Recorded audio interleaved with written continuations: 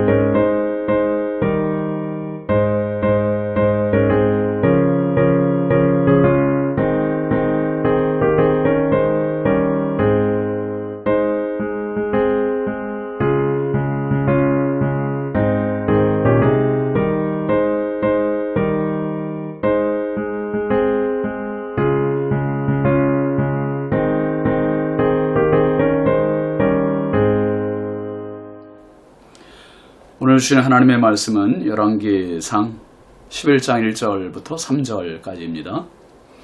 솔로몬 왕이 바로의 딸 외에 이방의 많은 여인을 사랑하였으니 곧 모압과 암몬과 에돔과 시돈과 헷 여인이라.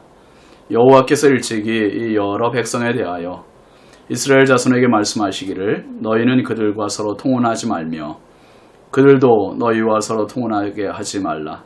그들이 반드시 너희의 마음을 돌려 그들의 신들을 따르게 하리라 하셨으나 솔로몬이 그들을 사랑하였더라. 왕은 후궁이 700명이요 첩이 300명이라. 그의 여인들이 왕의 마음을 돌아서게 하였더라. 아멘. 오늘 말씀 제목은 타락입니다. 근묵자흑이라는 말이 있잖아요. 한자성어의 근묵자흑이라는 말은 먹을 가까이 하면 거머쥔다는 그러한 말입니다. 즉 유혹을 가까이 하면 죄를 짓게 된다는 말로 비유할 수 있습니다. 여러분, 죄는 처음부터 검은 보자기 쓰고 뿔 달린 모습으로 마귀의 모양으로 나는 죄다 그러고 달려드는 죄가 어디 있습니까? 드러내놓고 덤벼들지 않고요. 처음에는 달콤한 유혹으로 접근하고 점점 목을 조여오는 겁니다. 두 마리의 개구리를 실험했다는 이야기 있지 않습니까? 한쪽은 찬물을 담아놓은 솥에 개구리를 넣었습니다. 개구리가 자유롭게 놀죠. 근데 그 솥에 불을 가열했습니다. 아주 조금씩 서서히 찬물이 조금 차지 않을 정도로, 미지근할 정도로, 따뜻할 정도로, 그리고 나중에는 뜨거울 정도로 아주 서서히 물을 덮였어요. 이 개구리가 그 물에 적응해 나가는 겁니다. 물이 조금씩 덮여지니 자기도 그 몸에 물에 적응이 돼서 나중에 아주 끓는 물에 개구리가 푹 삶아졌다고 합니다. 또 한쪽 솥엔 물을 펄펄 끓이고 끓는 물에 개구리를 집어넣습니다. 근데 개구리가 어떻게 됐겠어요? 들어가기가 무섭게 펄쩍 뛰쳐나옵니다. 뛰쳐나오기도 못하고 죽었겠지만 어쨌든 두 가지의 차이가 뭡니까? 서서히 덮여지는 것과 펄펄 끓는 것과는 분명한 차이가 있어요. 죄의 유혹 역시 마찬가지입니다. 처음에는 죄로 여겨지지도 않는 것이, 달콤하게 여겨지는 것이 서서히 자기를 그 죄 속으로 끌고 가는 끈앞풀이 된다는 사실입니다. 지금까지 솔로몬 왕이 이렇게 온 거 아닙니까? 수많은 금, 은, 보석, 향품, 물품들 그런 거를 받아가면서 그게 지금 죄와 직결될 수 있으리라는 생각을 못한 거예요.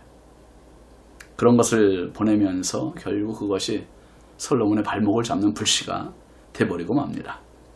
죄의 유혹은 결코 과소평가할 수 없는 겁니다. 1절 말씀 보세요. 솔로몬 왕이 바로의 딸 외에 이방인 많은 여인을 사랑하였으니 곧 모압과 암몬과 에돔과 시돈과 헷 여인이라 그랬습니다.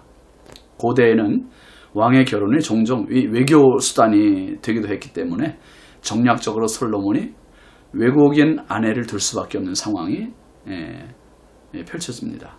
그 결혼을 바탕으로 솔로몬은 더 큰 부를 축적하고 평화를 누릴 수 있었습니다.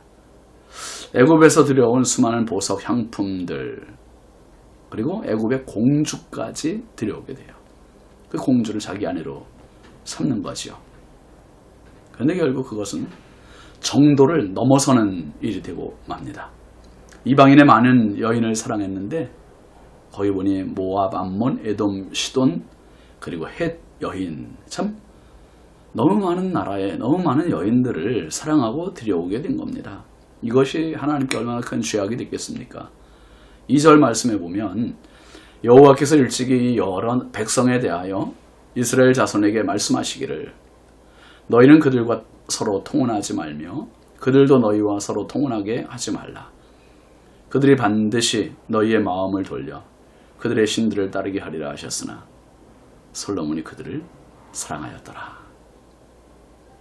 이런 일이 있을 것을 아시고 하나님 일찍이 이방 사람들과 통혼하지 말아라, 결혼하지 말아라 경고하셨어요. 그 이유가 뭡니까? 그 이유는 이방 여인과의 통혼은 단순히 결혼을 넘어서는 의미가 있어요. 그들이 그 왕의 마음을 돌려서 이방신 우상을 따르게 할 것이라고 했기 때문입니다. 이것이 무서운 거죠. 여러분, 삼손이 그 이방 여인 들릴라와 연애하잖아요. 들릴라를 좋아하는데 들릴라를 좋아하지 말아야 할 이유가 뭡니까?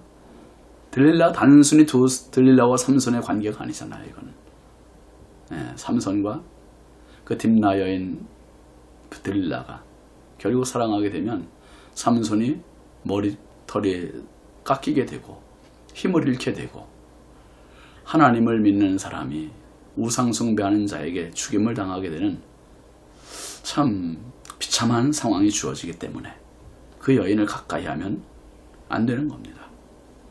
근데 지금 불행하게도 지금까지 하나님 앞에 순전하고 온갖 정성을 다 기울여 하나님의 성전을 건축하던 솔로몬이 그들을 사랑하였더라 했습니다.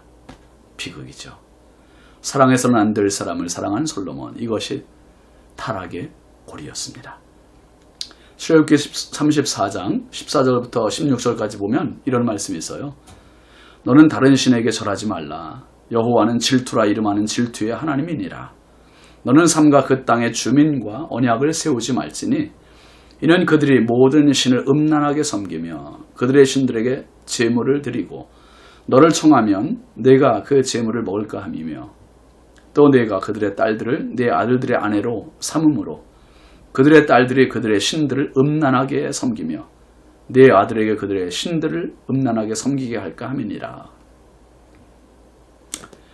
이 가나안 땅의 주민들과 언약을 세우지 말라고 했고요.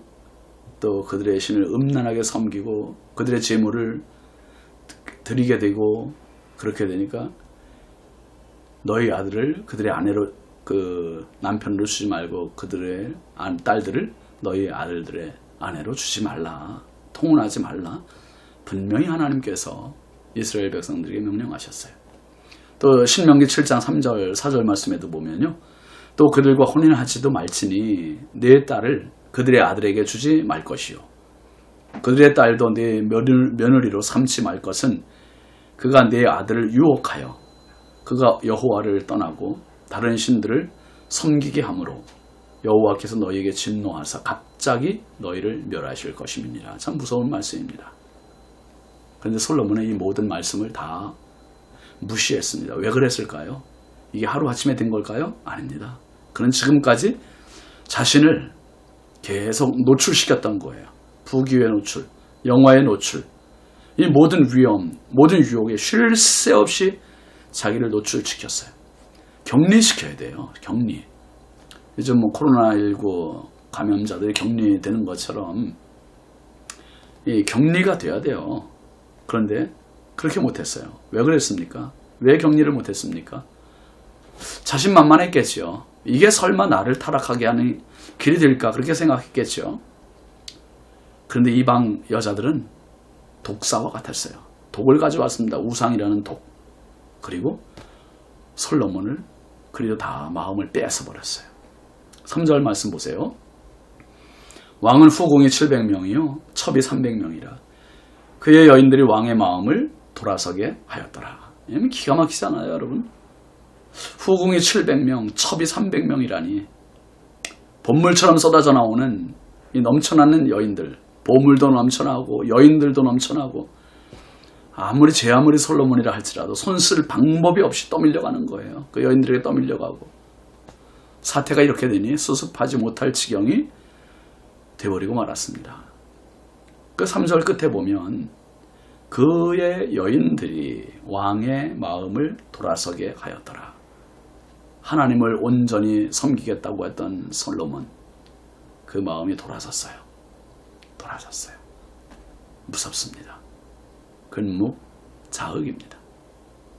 바울 사도는 이렇게 경고합니다. 고린도후서 6장 14절부터 16절까지 말씀 보면 너희는 믿지 않는 자와 멍에를 함께 매지 말라. 의와 불법이 어찌 함께하며 빛과 어둠이 어찌 사귀며 그리스도와 별리알이 어찌 조화되며 믿는 자와 믿지 않는 자가 어찌 상관하며 하나님의 성전과 우상이 어찌 일치가 되리요. 우리는 살아계신 하나님의 성전이라. 이와 같이 하나님께서 이르시되 내가 그들 가운데 거하며 두루 행하여 나는 그들의 하나님이 되고 그들은 나의 백성이 되리라. 안 믿는 자와 멍에를 같이 하지 말라. 여러분, 타락은 달콤한 유혹의 가면을 뒤집어 쓴 채 찾아옵니다. 사전에 원천 봉쇄하지 않으면 나도 모르는 사이에 타락하고 마는 것입니다. 날마다 자신을 저복종시키는 바울 사도와 같이 오늘도 내가 끊어야 할 유혹의 고리, 죄의 고리가 뭔지를 생각하면서 철저히 하나님 앞에 나 자신을 지켜나가고 격리해야 됩니다. 그렇지 않으면 정말 우리도 솔로몬과 다를 바 없는 타락의 길로 가게 됩니다. 성자와 죄수 사이는 종이 한 장 차이라고 하는 말이 있지 않습니까? 여러분, 끝까지 믿음의 길에 성공하려면 우리가 정말 하나님 앞에서 자가격리를 해야 됩니다. 자가격리. 그래서 정말 이 그리스도의 순결한 신부의 이 사명, 이 신분 잘 지켜나가 승리하는 저와 여러분 되길 주의 이름으로 축원합니다. 기도합시다. 거룩하신 아버지 하나님 감사합니다. 우리를 그리스도의 일꾼으로 신부로 하나님의 자녀로 불러주셔서 감사합니다.